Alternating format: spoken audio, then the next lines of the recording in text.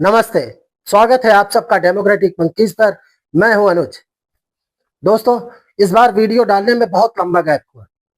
पहले कुछ दिन तो खराब तबीयत ने घेरा और उसके बाद पारिवारिक जिम्मेदारियों के चलते बाहर रहना पड़ा, जिसकी वजह से मैं वीडियो नहीं डाल पाया। उसके लिए आप सबसे माफी।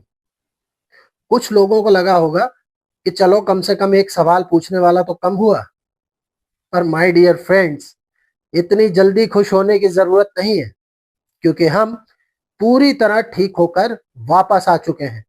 और इस बार वापसी किसी एक वीडियो से नहीं, पूरी सीरीज से होने वाली है, जिसका नाम है क्रॉस एग्जामिनेशन। इसमें हम हर उस मुद्दे की चीरफाड़ करेंगे जिसको देखकर आपका खून खौलता है। तो चलिए शुरू करते हैं आज की अदालत। बिलियन तक पहुंचा दो यार, बिलियन तक।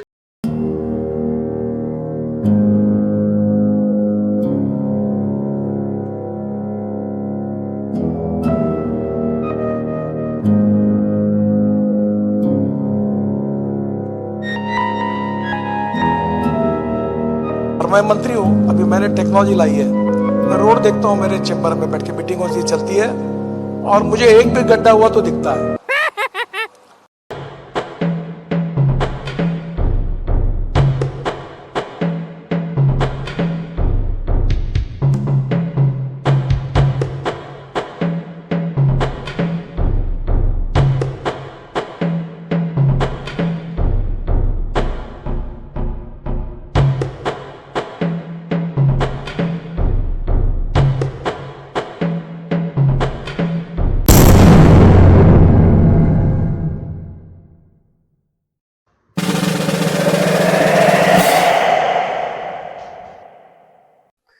दोस्तों, क्या आपने कभी किसी चूहे को देश हित में बलिदान होते देखा है? नहीं देखा तो सुबह उठकर अपने आईने में शक्ल जरूर देख लीजिएगा। जी हाँ, आप, मैं और इस देश के करोड़ों आम लोग, हम सब दरअसल प्रयोगशाला के वो सफेद चूहे हैं जिन पर हमारे परम ज्ञानी, परम प्रतापी मंत्री महोदय लोग नित नए एक्सपेरिमेंट कर रहे हैं। वैसे तो खाने के तेल से लेकर मसालों तक और शहद से लेकर दवाओं तक मिलावट कर करके हमें उसका यूज टू बना दिया गया है, पर अब बारी है हमारी गाड़ियों की। आज हम बात करेंगे भारत की सड़कों पर दौड़ने वाले उस अमृत की, जिसको सरकार पेट्रोल कहती है, पर हमारी गाड़ी का इंजन उसे जहर समझकर घुट घुट कर मर रहा है। जी हाँ, हम बात करेंगे E20 यानी एथेनॉल ब्लेंडेड पेट्रोल की, और उससे भी ज्यादा उस अहंकार की जो सत्ता की कुर्सियों से इस कदर टपक रहा है कि अगर आप अपनी मेहनत की कमाई से खरीदी गई गाड़ी के खराब होने पर सवाल उठा दे तो आपको सीधे देशद्रोही, लॉबी का टट्टू या फिर सड़क पर भौंकने वाला घोषित कर दिया जाता है। तो चलिए बिना किसी देरी के आज इन बड़े साहबों के ज्ञान के गुब्बारे में थोड़ी सी पिन चुभाते हैं। हमारे देश के दो बड़े विजनरी और महान नेता नितिन गडकरी और हरदीप सिंह पुरी जी इन दिनों एक अलग ही दिव्य लोक में विचर रहे हैं। इनका सीधा लॉजिक है, हमने कह दिया E20 अच्छा है तो मतलब अच्छा है। अब तुम्हारी 10 साल पुरानी स्प्लेंडर या 5 साल पुरानी वैगनआर का इंजन बैठ रहा है तो गलती तुम्हारी है, तुम्हारी गाड़ी की है, पेट्रोल की नहीं। और जो भी एक्सपर्ट या आम आदमी इसके खिलाफ बोलता है, ये उसको बेरोजगार, ऑयल लॉबी का एजेंट और पता नहीं क्या क्या बता देते हैं। इनके बयान सुनिए। Going slow means you've taken a decision on E20. But I'm telling No, you, I'm talking about E20 rollout. E20, you've decided E20 now. no, the E20 is fully rolled out. Where is the question of going slow on E20? E20 was done in April 2025. From E20 down? Absolutely no. It's in no one's interest. It's not in the interest of the driver. It's not in the interest of...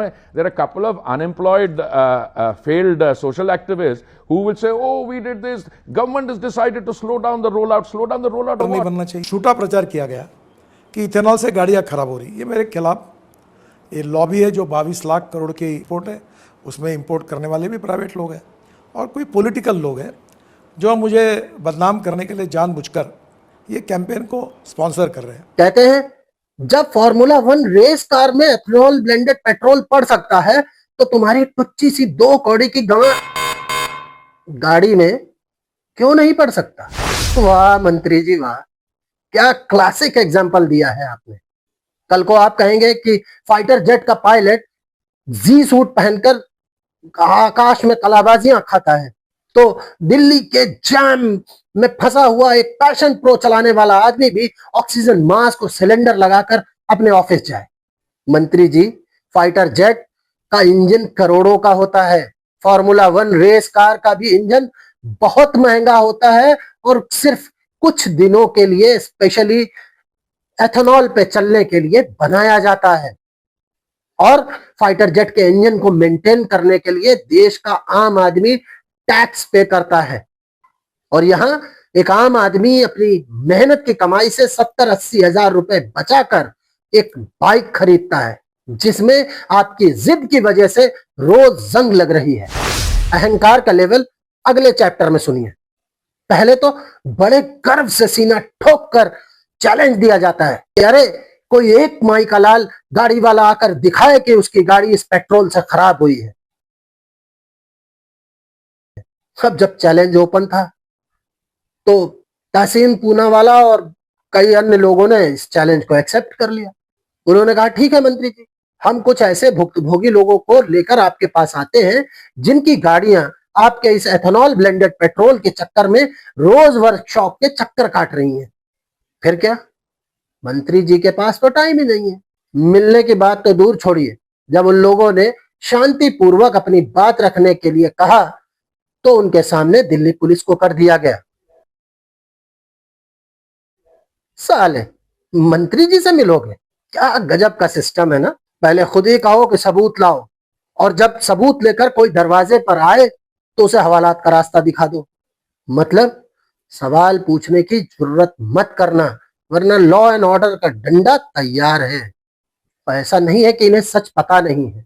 NITI Aayog की report हो या ARAI की report, जिसमें E20 petrol के नुकसानों का जिक्र था, इन मंत्रियों ने उन रिपोर्ट्स को भी झूठा साबित करने की पूरी कोशिश की। इनकी जुबान रोज बदलती है। कभी कहते हैं कुछ खराब नहीं होता, सब चंगासी, तो कभी धीरे से मान लेते हैं कि हाँ वो कुछ रबड़ और प्लास्टिक के पार्ट्स खराब हो जाते हैं। Some of the plastic parts, particularly the gasket, which normally would be replaced after 50,000 kilometers, you might have to, if you're using ethanol blend, to change it after 30,000. मतलब फुल स्केल एक्सपेरिमेंट चल रहा है जनता पर, और ये मैं अपने मन से नहीं कह रहा हूं। देश की सबसे बड़ी अदालत सुप्रीम कोर्ट में खुद सरकार के सॉलिसिटर जनरल ने खड़े होकर ये एक्सेप्ट किया है कि हाँ जी, गाड़ियों पर इसके इफेक्ट्स को लेकर अभी एक्सपेरिमेंट चल रहे हैं। सुना आपने? मतलब देश के करोड़ों वाहन मालिक इनके लिए आजकल एक गिनी पिग बने हुए हैं। मतलब गाड़ी आपकी, पैसा आपका, मेंटेनेंस का खर्च आपका, लेकिन एक्सपेरिमेंट सरकार का। क्यों? क्योंकि इन बड़े लोगों की नजर में हमारी और आपकी औकात एक कीड़े मकोड़े से ज्यादा की नहीं है। और अब जब जनता सवाल उठाती है तो कहा जाता है कि जनता के इसमें वेस्टेड इंटरेस्ट है, तो लोग अपनी जेब कटने से बचाना चाहते हैं, उसको ये स्वार्थ कहते हैं। लेकिन चलिए, नेशनल इंटरेस्ट का भी थोड़ा सा गणित समझ लेते हैं। मीडिया रिपोर्ट्स और हर चौक चौराहे पर यह चर्चा गर्म है कि बड़े बड़े नेता और उनके सुपुत्रगण एथेनॉल फैक्ट्रियों से साल के सैकड़ों करोड़ रुपए छाप लेते हैं। और उसमें से जो 1,27,00,000 लीटर यानी 0.07%, 550 कंपनी में से हमारा योगदान, वो मेरे लड़के का इसका योगदान है। अब आप बताइए, क्या ये कॉन्फ्लिक्ट ऑफ इंटरेस्ट नहीं है? आप कहेंगे ये तो भ्रष्टाचार है। अजी बिल्कुल नहीं, ये तो बिल्कुल विशुद्ध राष्ट्र सेवा है। आखिरकार इस देश की असली धरोहर इस देश के नेता और उनके परिवारगण ही तो हैं। हम और आप तो हर 5 साल पे बस उंगली में स्याही लगवाने और टैक्स भरने तक के लिए ही पैदा हुए हैं। हमारी इतनी मजाल कि हम इन सैकड़ों करोड़ी शहजादों की बराबरी करें। अरे चुपचाप पेट्रोल पंप पर जाइए, पैसे फेंकिए और अपनी गाड़ी खराब होने का इंतजार करिए। अब आते हैं इनके सबसे ताजा और फनी लॉजिक पर। इतने दिनों के ड्रामे के बाद अब इन मंत्री लोगों ने यह मान लिया है कि हाँ भाई, एथेनॉल मिक्स होने से गाड़ी का माइलेज थोड़ा सा गिर जाता है, पर गाड़ी एकदम रेस कार की तरह भागती है। It's now well established that when you have ethanol, they use it in racing cars also. The acceleration increases. What is that thing called? The knocking. That improves. Mileage, yes, it may drop a little. भाई साहब, तालियां बजती रहनी चाहिए। गाड़ी race car जैसी चलेगी। और इस रेस कार को चलाने के लिए हमारे विजनरी मंत्रियों ने इस देश की सड़कों को फार्मूला 1 रेस कार के ट्रैक की तरह बिल्कुल तैयार करके रखा है। अब आप कहेंगे, कहां है फार्मूला 1 रेस कार का ट्रैक? सड़क पर तो हर 2 मीटर पर गड्ढे हैं, कहीं पर पानी भरा है, कहीं ट्रैफिक जाम है, और कहीं तो चलते चलते सीधे पूरा का पूरा पुल ही नीचे गिर जाता है। अरे मूर्खों, तुम आम लोग, तुम्हारी टुच्ची छोटी सोच, तुम इस क्रोनोलॉजी को समझ ही नहीं सकते। ये गड्ढे, ये भरा हुआ पानी, ये अचानक गिरते हुए पुल, ये कोई भ्रष्टाचार या लापरवाही नहीं है। ये दरअसल सरकार के द्वारा बनवाए गए हर्डल्स और प्रैक्टिस पूल्स हैं, ताकि भारत की जनता यहीं पर प्रैक्टिस करके अपने स्टंट सीख कर सीधे ओलंपिक और फार्मूला 1 रेस में सीधा गोल्ड मेडल जीत कर लेके आए। पर ये मूर्ख जनता, ये हर समय टूटी सड़कें, जल भराव, ट्रैफिक जैम, इसी का रोना रोती रहती है। सरकार का विजन समझती ही नहीं। एक और बहुत बड़ा इमोशनल कार्ड खेला जाता है। एथेनॉल ब्लेंडिंग से देश के किसानों की आय दुगनी तिगनी बढ़ रही है। ये इंपोर्ट कम होकर ये पैसा देश को, जनता के पास प्रदूषण कम करके किसानों की जेब में नहीं जाना चाहिए?